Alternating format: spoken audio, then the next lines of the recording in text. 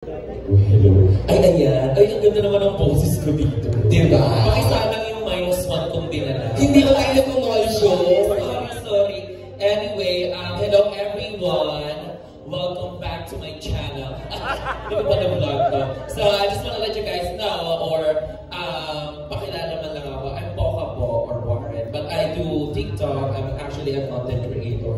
But first of all, I would like to thank Direk and everyone who trusted me to be part of this movie. Kasi this is technically my first movie na ang dami kong sinasabi. Yung kumbaga hindi lang dumaan. Ate, hindi pwede yung dadaan-daan. Ganda ko ko. May linya. Sayang naman yung sili ko ng ilong ko, mare. Di ba? Kung hindi ko ipapakita yan. And sobrang na-happy naman ako sa mga naging feedback ng mga co-actors. Wow! Don't touch me, I can see it. Yes! Na-happy naman ako sa mga kahit medyo nag-struggle ako ng konti kasi it was literally my first time. But I hope you guys will enjoy the movie kasi talagang pinaghirapan natin. Thank you so much. Ay, buti na lang binitin niya kung ano ba yung pinaka-role niya dito. Maraming salamat po ka, Miss Jeff Gaitan Fernandez. Yes. Oo. Hi, hello. Good afternoon sa inyo lahat sa ating mga video friends. Thank you for taking time to be here. Well, I'm fresh from giving birth 9 months after. Pero we did this film before pa akong inasalin. Pagkanak, this is a good film and I enjoyed it all. It's a different Rian, it's a different JC. Sobrang fun na itong palabas na. I'm sure you enjoy this. Maraming salamat, Jeff. Sir Chris? I'd like to thank everyone for being here. And of course, thank you, Greg, for getting me as a part of Meg and Ryan. That's it. Thank you. Maraming salamat, Sir Chris. Tita Ses, ayan. Hello at mabuhay! Maraming salamat po sa inyong pagdalo sa aming media con ng Meg and Ryan. In spite of the rains, nandito kayo, ina-appreciate ko namin kayong lahat. Thank you very much to Bucket Media also for getting all of us together and the cast members. Napakaganda po. I'm sure sasabihin nyo, napakaganda pelikula, diba? I'm sure yung media ko, yun na lang narinig ninyo. Pero siguro hindi ko itataya yung pangalan ko pag sinabi ko. Maganda talaga ang pelikula nito dahil sa script pa lang, talagang na-appreciate ko na siya. Tawa ako. In other words, at hindi lang yan, may puso. Hindi lang panay tawa kundi may puso. I really enjoy doing this film. Thank you. At napakagaling po ng aming mga kita dito. Sasabihin ko na ba yung phone namin? Mamaya. Ay, pinitida ako. Sorry. Hindi gano'n, Tita Ses. Pero di ba masaya tayong lahat kasi parang itong mga nakaraan, sunod-sunod nakakasama natin sila Tita Ses sa mga iba't ibang mga ganap. Congratulations po, Tita Ses. Miss Rian Ramos, of course. Palakpakan naman natin, di ba? Trending, nagpa-viral, di ba? Dahil sa kanyang mga memes ngayon. Totoo naman po, ibang Rian naman talaga yung mapapanood nyo talaga dito. Wala akong kapangyarihan, hindi ako masungit. At saka kaya kong aminin na flawed ako dito, gano'n. But thank you so much. I'm so happy to see all of you here. Nag-worry nga kami kasi syempre nakita ko na yung weather and everything. Pero nandito pa rin kayo. It's nice to see you again. Maraming salamat. Please support Meg and Brian. Maraming salamat, Miss Rian Ramos. Mr. JC Santos. I see some familiar faces here and maraming salamat. We appreciate you coming here today. And sabi na rin lahat, it's good to see everyone. Please support Meg and Brian. Eto na nga, syempre, muli na naman nating mapapanood ng kanyang obra, the one and only, the Catherine Camarillo. Yes, salamat po. At nandito kayong lahat kahit alam natin masama ang weather sa labas. No? Another masterpiece that I want to share with all of you. Sana supportahan niyo po sa mga susunod na events namin at ng pagpo-promote namin. Kailangan namin ng tulong ninyo para po kahit paano mag-create tayo ng awareness sa lahat at mapagbigyan natin ng fair chance mapanood ang pelikula.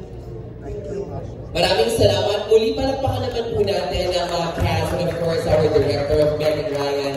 I know yung iba sa inyo napanood na yung trailer. Meron tayong 2 trailers na nilabas online. May 1 and 2. Pero siguro yung iba baka hindi nyo pa nasisile para mas magkaroon tayo ng ideya kung ano nga ba at kung saan nga ba patungkol itong Megan Ryan. Mga kaibigan, kapamilya, kapuso at kapatid, panoorin po natin. This is probably one of the reason kung bakit gusto ko din yung script. Kasi kinwestiyon nito kung possible ba ang opposites attract. So yung buong pelikula namin, doon nagbasa yung character namin. Kasi nga, in this world, we all know that love is a great chaotic thing that is happening in this world, diba? Na pwede magbabago ka ba para sa love? Babaguhin mo ba yung sarili mo para sa love? O hindi ka magbabago? Unapologetic ka ba para sa pagmamahal?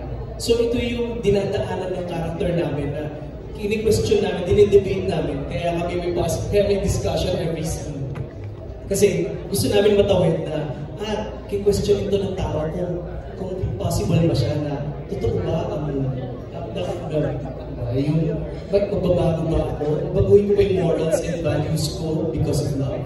Or maging unapologetic ako? O sila magbabago para sa akin? So, ayun. So, hinimayin namin ang todo yun. Hanggang sa, ayun na siya.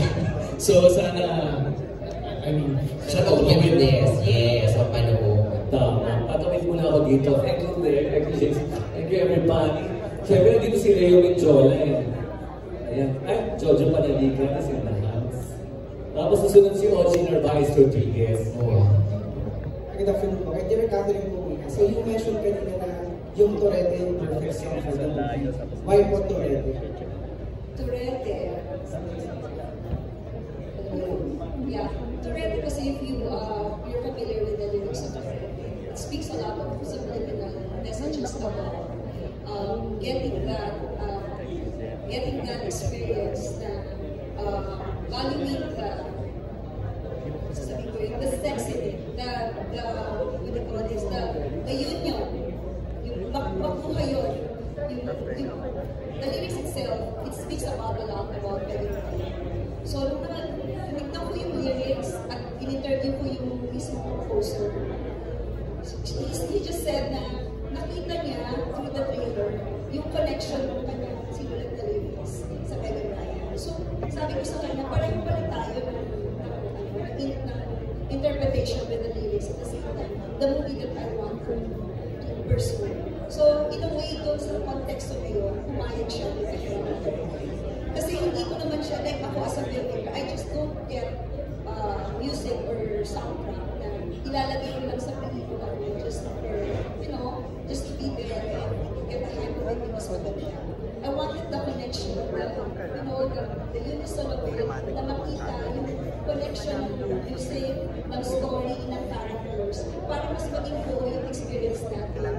Bakit yung mensahe? Thank you, Dad. The next question is for Miguel and JC. So, during your character study, while you're playing the role of Megan Ryan, ano yung characteristic na pinaka-nakarelate kayo? And also, ano yung characteristic ni Megan Ryan na wish nyo ganun din kayo? So, ang role ko kasi dito, kami na lang ng mami ko ang nasa bahay. My dad, pwede ko naman sabihin. So, kami na lang ng mami ko. So, I'm probably yung mama's boy. So, may standard yung character ko of what love is. May standard siya na yung unang mong makikilala, yung unang ibibigay mo yung sarili mo, siya na dapat.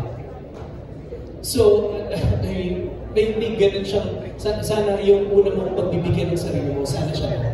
So, I'm with that kind of ideas, I hope na gusto ko pa rin mapunta dun sa ganung mindset of things na kung ano yung pagbibigyan mo ng, hindi naman like physical self, kung ano yung paglalaanan mo ng pagmamahal, sana siya. So, well, na-achieve ko naman na siya. So, I think yun yung medyo malapit dun sa ideals ko with the character. Masakit ko ba yung talaga? So, yung character ko naman na si Meg, ayun nga, parang marami siyang pain from her past or from her childhood na hindi niya na-open up sa ibang tao. So yung ginagawa niya para ma-escape yun is lumalabas siya with her friends, di ba? Nagbabarkada siya. She does fun but crazy stuff and she drinks until mawala siya sa sarili niya. Parang yun yung parang pinaka-escape niya from feeling her feelings. Hindi ako ganun. Charot. Yun pala yung sasabihin. And I can relate to those feelings na parang, alam mo yun, yung when you feel sad and you can't open up to other people. Ayun, kaya parang gusto ko talaga siyang i-play. Kasi this movie also says something about that and how you handle the things that you go through in life and where it takes you also kasi medyo pinabayaan niya talaga na ng sarili niya just to escape the feelings. So yun, I find that very human, very relatable, and whether we show it or not, because syempre when we face everyone, we have a smile on our face and we're always happy, we're always okay, we always look great, and we have a perfect life and perfect relationship, diba? But, ayun, deep inside, alam ko lahat tayo may mga ganung pinagdadaanan. And, ayun, parang I connected to that loneliness in her na sabi ko, all people have that. Thank you, Leo. Susunod, I would also like to acknowledge Tyron Escalante is in the house. Ayun, clap. Salamat tayo naman. Original ba is Regina? Yeah. I'm Oji from Abante and Abante News. Sabi ko, para kay Jeff first, ano yung role mo sa?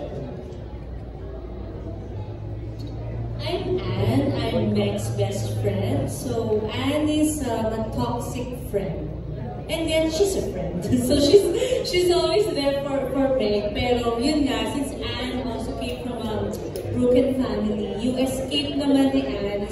She likes adventure. She's a thrill seeker. Pero dahil toxic siya, sa paghahanap niya ng thrill, kailangan kasama na best friend. Yes. A bad influence, toxic best friend. Tapos we all know, di ba, biyanan mo yung Grand Slam Queen, Lorna Tolentino. May chance ba na nagtanong ka sa kanya ng tips on acting or anything about sa pagiging artista? Well, hindi pa ako nagtatanong kay Mama about doon kasi nung dumating ako sa family, hindi ako nag-work muna kasi I was pregnant, di ba? Pero may mga times na pinag-uusapan namin yung character that she plays. Yun, tapos yung mga insight niya about it, tapos kung ano yung tingin niya na, may one na pinag-usapan namin sa Espantamo, nag-share siya about yung tingin niya na dapat na-cut niya, or yung pagkakaintindi niya sa script. Doon ako nagtatanong na, ganun po ba yung, ano po ba yung mga dapat pang ginawa? So I'm learning from her habang nagkikwento siya dun sa rules. Thank you. Thank you, Kuya Oji. Ayan, Kuya Jeff, I believe the last question na si Kuya Oji ngayon. Para at least so we can... later they will be available for yes, table hopping interviews. Ayan, para table hopping, di po. Yes. Kasal. Totoo. Kaya naman everyone, invite ulit natin sila sa ating movie na Meg and Ryan. Let's start with Mocha. Hello everyone, so we would like to invite you again. Wow, akala mo naman may kasal. We would like to invite you again on August 6, 2025. Ang showing na po ng aming pinaghirapan talagang movie na Meg and Ryan. Watch na rin po. Thank you po, Jeff. Yes, August 6, Meg and Ryan. This is a story about finding love, looking for love, what is love, how to love, and what do you do after you being in love. So yun ang sasagot yun ni Meg at ni Ryan. Panoorin niyo po August 6. Thank you very much. I hope you can watch Meg and Ryan. Please do support local films. Please support Top Media. Kasi ang Panginoon, ang hirap mag-produce, but yet they're here and marching on. So please do support Meg and Ryan.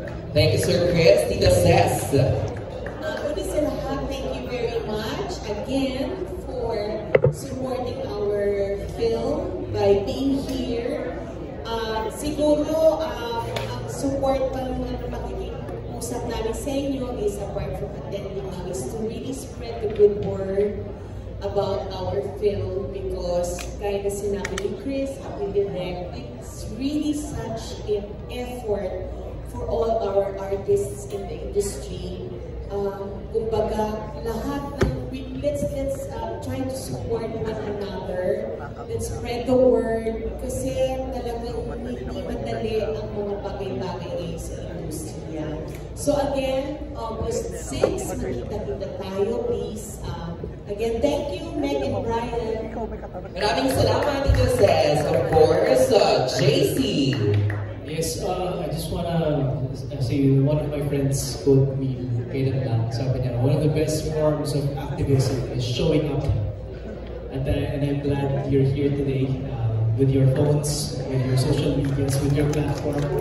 And we want to please spread the word that we are showing in the cinemas. Dahil kami po ay nandito ngayon dahil inaambag namin itong pelikula namin para sa pelikulang Pilipino. At gusto namin mabuhay ang pelikulang Pilipino sa sinihan ulit. At dito po kami ngayon ang Pocket Media Productions. Showing na po kami in August. Kita-kita po tayo. Thank you, JC Rian. Ang dami ko na kumain. Ang dami ko na kumain, Rian. Sa akin ang lahat. Yes, please support our movie. We would really appreciate if you help us bring people to the theater kasi hindi lang po sa maganda yung script, magaling yung director, pero visually po talaga masarap po panoorin yung movie namin. Hindi po sila nag-skip ng mga steps or even with the equipment na napili ni Direk, everything was done with intention. Kaya yung quality po ng movie na to, ma-appreciate nyo talaga pag nakita nyo sa sinihan. So, please do help us to bring people there para makita nila yung extra effort na yun na sa totoo lang, bihira na lang natin makikita. So, ayun, thank you so much, Direk, for including us in such a quality movie. And mabuhay ang pelikulang Pilipino. Yes, of course. Mabuhay ang pelikulang Pilipino. Direk Catherine Camarillo. Ngayon pa lang po, nagpapasalamat ako sa lahat ng mga nandito na tumulong ngayon na nandito na nagtanong ng mga magagandang questions na ibahagi namin yung hard work na ginawa namin sa pelikula ito. Nakikiusap po kami lahat, magtulong-tulong po tayo para po sa pelikula ito at the same time sa industriya natin. Napaka-challenge po ng industriya ngayon pero walang mahirap po, lahat po tayo matutulong-tulong na itaas kung ano man at supportahan mo ano man pwede natin may ambag sa industriya. Supportahan po natin local films, supportahan po natin Meg and Brian, August 6 po. Thank you. Maraming salamat. Palakpakan naman ang po natin si Direk Catherine Camarillo, JC Rian Cases, si Sir Chris, Jeff, and Poca. Siyempre, remind ko lang po, July 29, 2025, premiere night po ng Meg and Ryan. August 6, 2025, showing na po yan in theaters nationwide dito po sa atin. At sa August 14 naman, ipapalabas po ito sa Australia and New Zealand. Ayan. So, pwede po tayong tumayo ulit lahat. At syempre, last photo po ulit. Ayan, okay. Para naman po sa mga bagong dating kasi nagtatanong yan dito, June. Pasalamatan lahat din ng mga editors ng mga nandito lahat. Thank you very much. Si Junel na basang-basa, pero nandito ka din. Sila dito, June Lalin, Humapon, Tita Melba, Ian, yan sila, Ate Ian. Sila, Marie-Grace, Eugene, June Lalin, everyone. Thank you. Maraming salamat po again. Huwag natin kalimutan ha, supportahan po natin ang Meg and Ryan showing August 6, 2025 sa buong sa lahat po ng mga sinihan nationwide. Rated PG to ha? Yes, of course. Diba? The trailer is rated PG. Oo, trailer pa lang. Kasi si Pilar, nagmali na rin. Totoo, trailer pa lang. Parang sabi ng mga tao dito sa paligid, ano ba yung one night stand? Oo, kalahin mo na. Di ba no? Kuya lang wala, no? Ang sinasabi ko sa inyo, hindi naman ako, ay naku naman. Ano yan po sa parang dami show? Party. That's it. Ayan. Siya may iba na mag-interview din ata sa kanila.